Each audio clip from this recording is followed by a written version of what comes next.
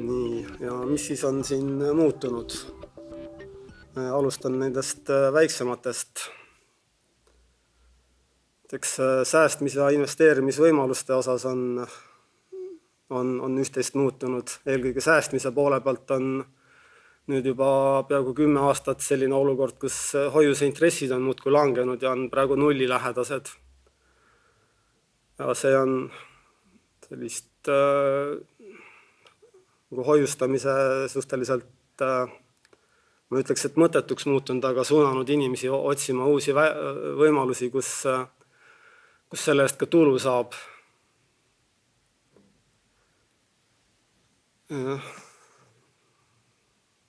Mis on nagu sellel on kaks külge, et üks on see, et on igasuguseid uusi huvitavaid võimalusi teinud, mis majandust arendavad, teisest küljest jälle on see avanud võimaluse kõikvõimalikele petturitele, kes ka püüavad inimeste rahale küüsi taha saada. Ei ole enam lihtsalt aktsiad või võlakirjad või hoiused, on tulnud ka krüptorahad ja krüptožetoonid ja nii edasi. Ja iduettevõtetesse investeerimise võimalused ka kui lihtsatele inimestele, varem oli see ainult nagu rikkamatele, jõukamatele inimestele, kes miljoneid investeerisid. Nüüd on see ka väikeste summade korral võimalik. Teiseks on makseteenuste osas üht-teist muutunud. Et kuna järjest rohkem tehinguid toimub internetis, siis on selline valdkond väga tormiliselt arenenud vahepeal nagu fintech ehk finantstehnoloogia, mille suur osa on olnud see, kuidas inimesele makseid lihtsamaks teha. Vahepeal tundus, et pangad sellega kaotavad oma turuosa, sest nad ei suuda selle uue asjaga kaasa minna. Viimasel ajal enam mitte, sest nagu te olete ilmselt ise ka juba kogenud, et ka pankade vahelised maksed liiguvad nüüd reaalajas 10 sekundit ja korras makse jõuab kohale, vähemalt Eesti piires ja suuremas osas euroala piires. Ja enamikul inimestel rohkem polegi vaja. Samas, kui te vaatate Finantsinspektsioonile lehele näiteks makseasutuste nimekirja, siis seal on neid ka kümneid ja kümneid, kes kellelegi mingit teenust pakuvad. Nii et siin on ka nagu pilt üsna lai. Nii, veel üks valdkond, kus on toimunud arengud, on rahaasjade teemaline investeerimis- ja rahaasjade juhtimise ja investeerimiskirjandus. Seda on rõõmustavalt palju juurde tulnud ja just Eesti autoritelt.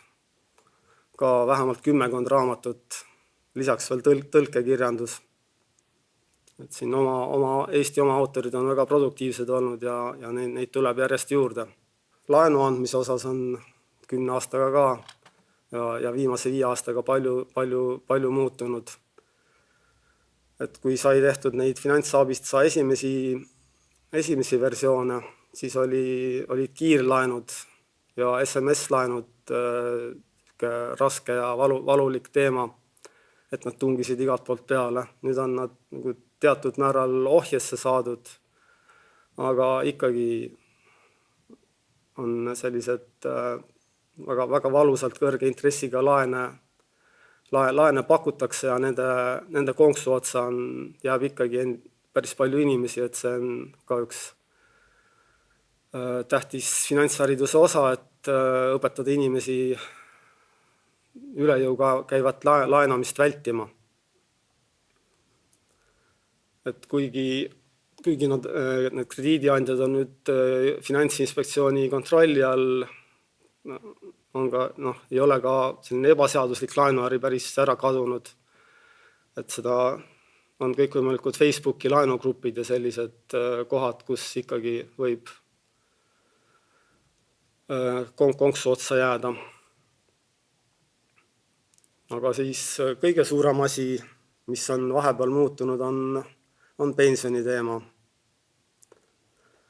Nii, selle kohta võib teil tekkida küsimus, aga kuidas panna lapsi pensioni teemast huvituma. Et praegu on pensioniga 65 eluaasta lähedal ja 2027. aastast seotakse see keskmise elueaga.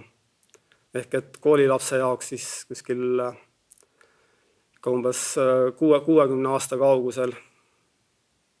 Et kuidas panna teda sellest huvituma.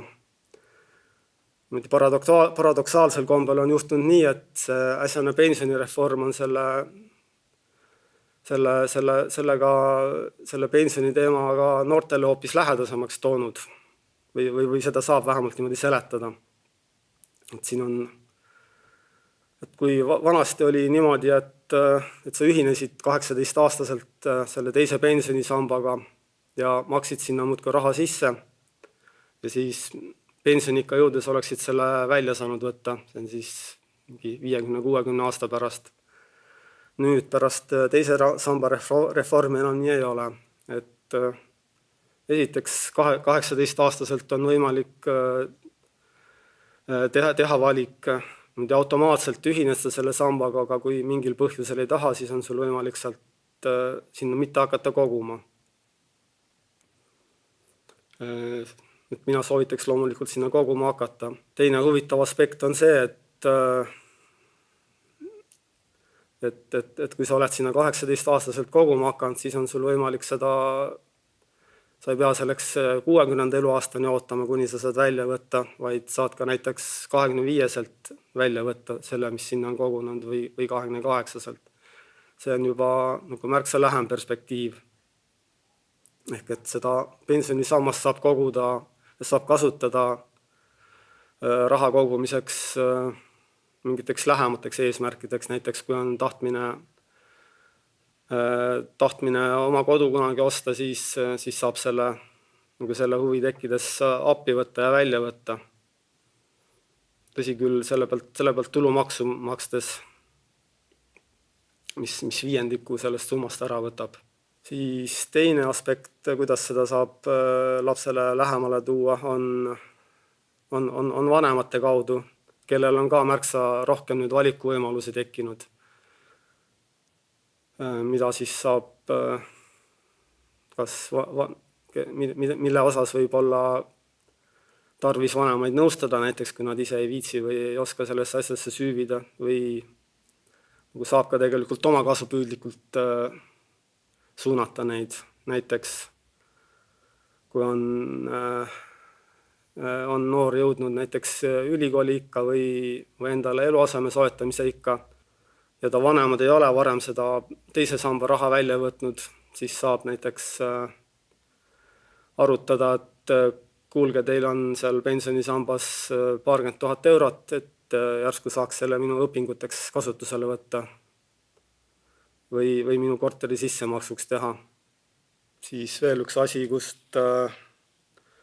mis võib olla huvitav või kus saab ka vanematele nõu anda, on see, et pensioniiga on selliseks väga, ei ole enam nii konkreetne piir, nagu ta seni on olnud või vanasti, nagu enamik inimesi seda ette kujutab. Et saab sinna minna teatud tingimustel 5 aastat varem, saab osaliselt välja võtta, osaliselt pensionile jääda, saab teda vahepeal peatada. Et seal on ka nagu võimalik siis arutada vanematega, et ei ole ju haruldane see, kus praegusel ajal, kus näiteks 15-aastase lapse vanem on ka seal kuskil sellel piiril, kus ta saaks pensioniga juba alustada või kus tal need otsused tuleb teha. Et siis seal on hea, kui saab nõu pidada, et mis variandid on ja mis nendega kaasas käivad. Ja siis veel üks aspekt, mida pensioni koha pealt, millele juhtida tähelepanu, on see, et esimese samba pension ehk see niinimetatud riiklik pension, sellel on nüüd, selle arvestuspõhimõtted on nüüd uuest aastast muutunud, et see ei ole enam palgapõhine 100% nagu ta vahepeal oli, vaid selle suurus sõltub 50% ulatuses tööaastastest, mida te kogute, ja 50% ulatuses palgast, mida te kogute. Et nagu tuleviku prognoosides seal ka siis tuleb arvestada, et kas te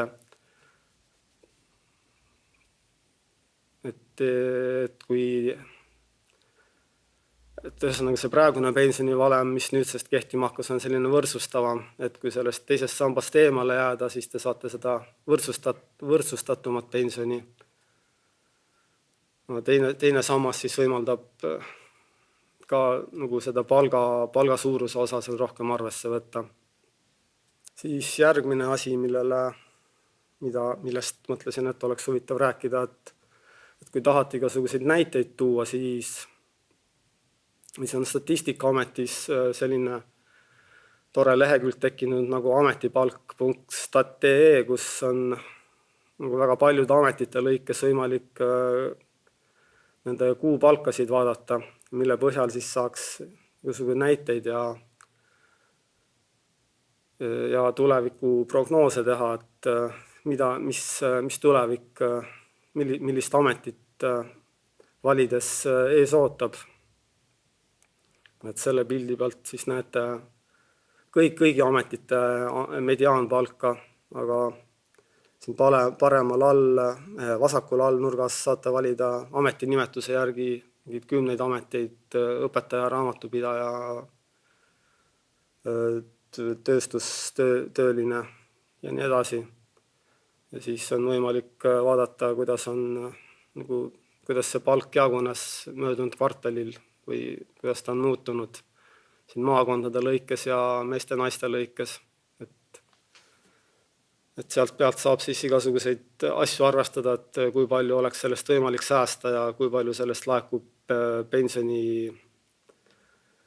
pensionikontole, kui olla teise sambaga ühinenud, ja kui palju sellest näiteks 10 või 30 aastaga võiks kasvada. Järgmine asi, mida tahaks rõhutada, selle möödunud aastal pensioniteemaga kokku puutudes olin tihti imestanud, kuidas